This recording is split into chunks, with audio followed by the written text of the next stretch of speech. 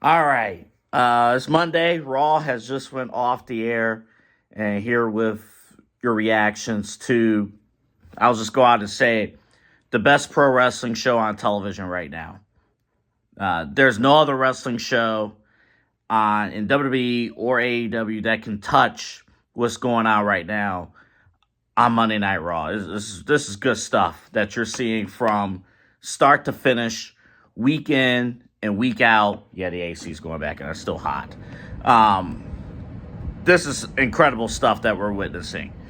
So we're going to get to it. Things I like. There's one thing I didn't like on the show, but because there's a time limit on these reacts, I'm like, I have a full list. I had to scratch off some stuff and add some stuff down, but man, what a show.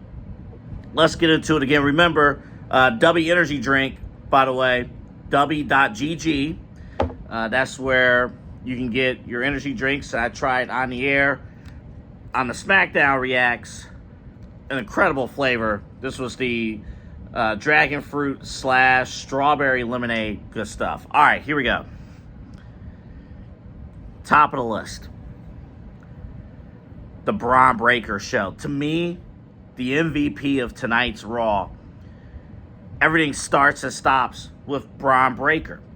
And again, we've had our criticisms. I have for sure with Seth Rollins' group. I'm not saying one night eliminates the criticisms for those groups. And to be perfectly honest, we didn't really hear much from Seth Rollins. But it was an opportunity for what Shaquille O'Neal would call the others, the parts, to step up. Bronson Reed did a fine job, but it was Bron Breakker.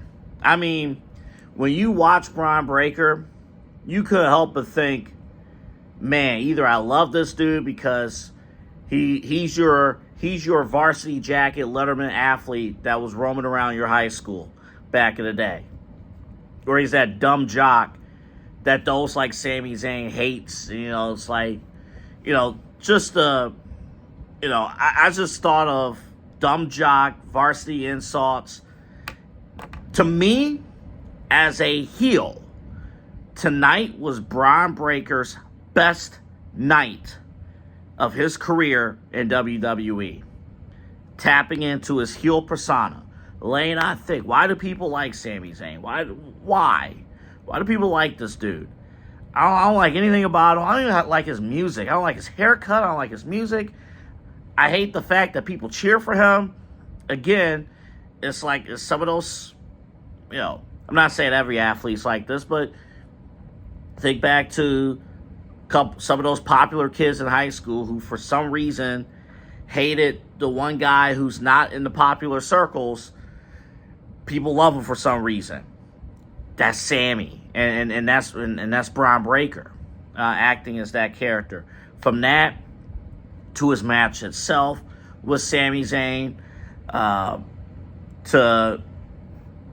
to listen, Bron Breakker wants to establish his own credibility. He talked at the top. Hey, appreciative that Seth Rollins has this vision. I'm part of it, but I have my own vision. I got to take things seriously. I got to take things to the max. And the one-liners he's just delivered. Even a Penta.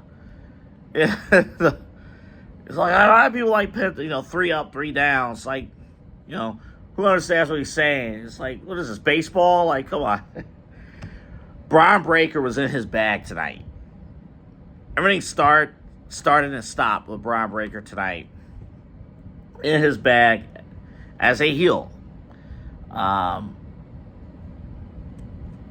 He could be. These young guys like Bron Breakker, guys like Jacob Fatu, Penta. These are guys. Well, Penta's not young. Penta's 40, by the way. I keep saying Penta's young. Penta's been in the game for a long time. Penta's 40. But heck, you can still be in it for 5 if you take care of yourself 5 to 10 years. These are guys angling themselves for the future. Man, what a night. What a night. What a night for Bron Breakker. All right, we got to talk about other stuff. Bayley.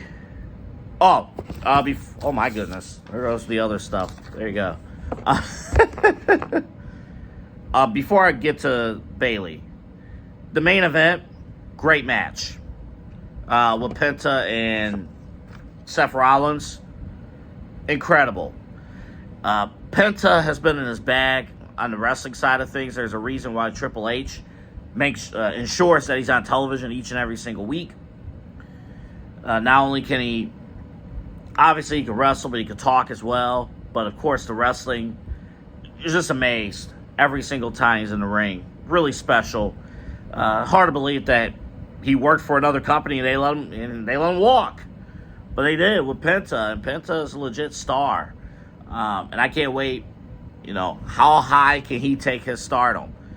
And of course, being in the ring with Seth Rollins, a fresh matchup, great stuff. And LA Knight, man, just when you think, I don't know, LA Knight, he's in this bubble and can't grow any higher, treated like a superstar. Video package earlier tonight. And then, of course, the main event angle at the end of the show. Incredible stuff. And, yeah, the whole focus, yes, LA Knight only gets Seth Rollins for one day out of the week. But, damn it, he's up to the plate, and he's ready to step in. And it showed. What a match. What a match that's going to be on Saturday.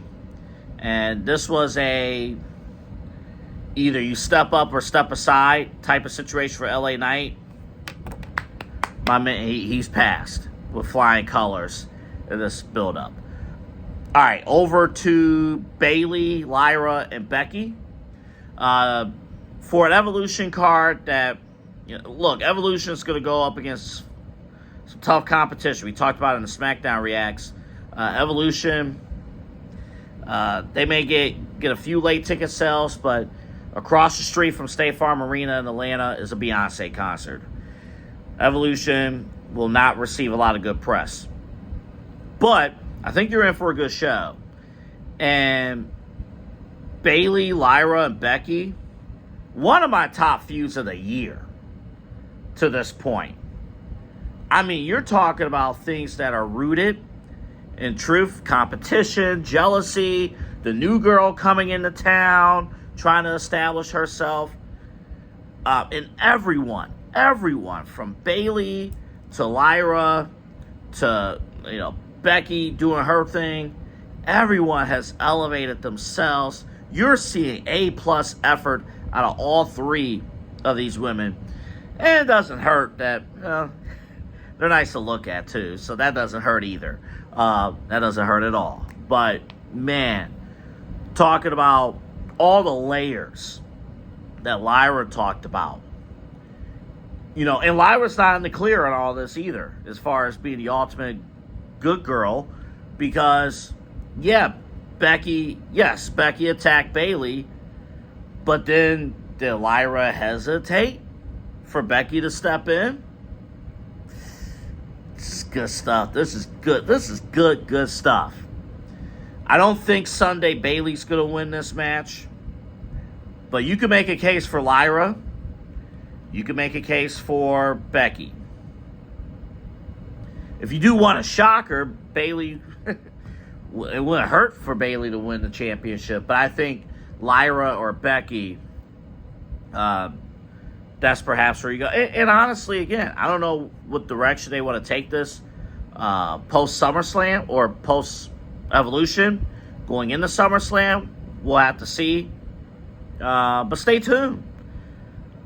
This is the one story that I'm excited about most for Evolution. I believe Rhea Ripley and Io Sky will main event the show, as they should, because Rhea Ripley is one of the biggest stars in all of WWE, and obviously the most popular woman in WWE, and it's a world title match. But the best story heading in is Bayley, Lyra, and Becky.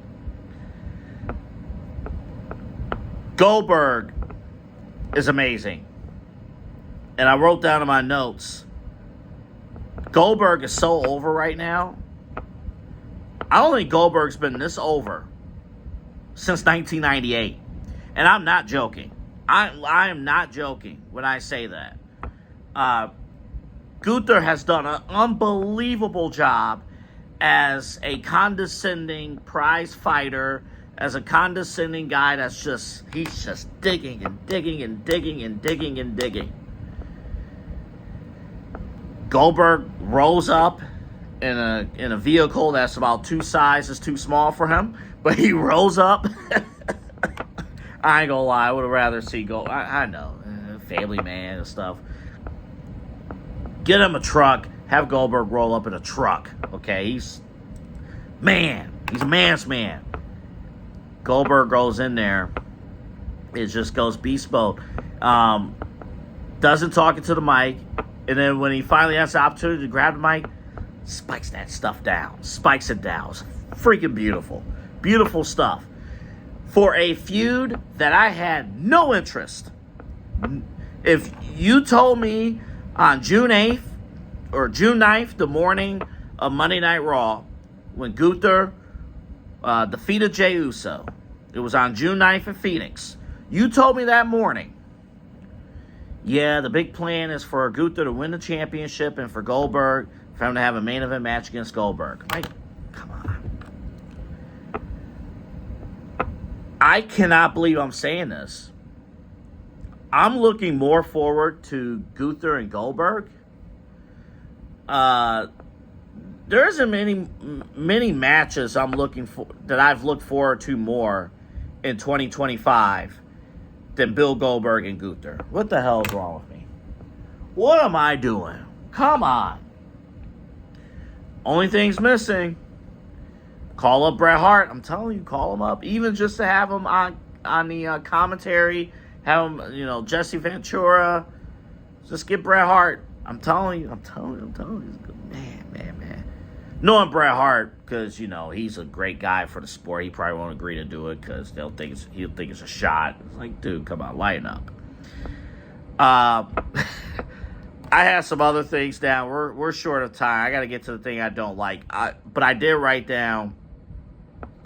I hate the fact that I like this El Grande Americano story. I thought the commentary did a great job really leaning on, or Michael Cole did a great job leaning on to, the fact that this is not the same guy. This is not Chad Gable. And then Corey Graves. Like, what are you talking about? This is Chad. And speaking of Corey Graves, and we'll talk more about El Grande Americano down the road. Speaking of Corey Graves, listen, I like Pat. I like Pat McAfee. I think he's a wonderful addition to the WWE team. There are certain things that Corey Graves brings to the table that nobody else brings. The fact, I personally believe him and Michael Cole have better chemistry than Pat and Cole. I think the issue, you could tell with McAfee, because he's doing so much, and again, this is weekly, right? He's doing a show in Indianapolis, and then, he's traveling every week to the show. He's a great brand ambassador for WWE. As somebody who you want in your circles, as somebody who you want on Saturday Night's Main Event, somebody you want on pay-per-views, things like that.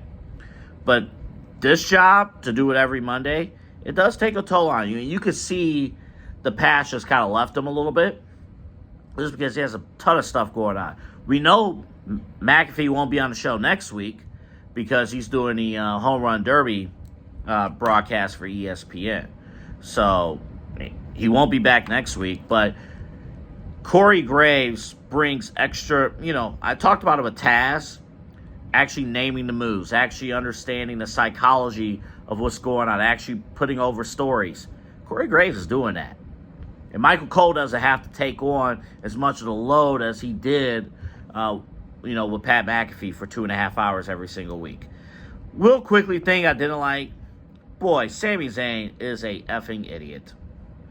I'm not going to go out on a limb and criticize Triple H for not knowing how to book babyfaces, because he, if that was the case, Jey Uso wouldn't be around.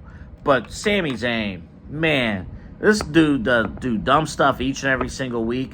Oh yeah, I was hit by a pipe, but yeah, I'm going to go out and fight Bron Breakker till I freaking die. Great, now you're out with an injury for all these weeks. NXT review coming up tomorrow.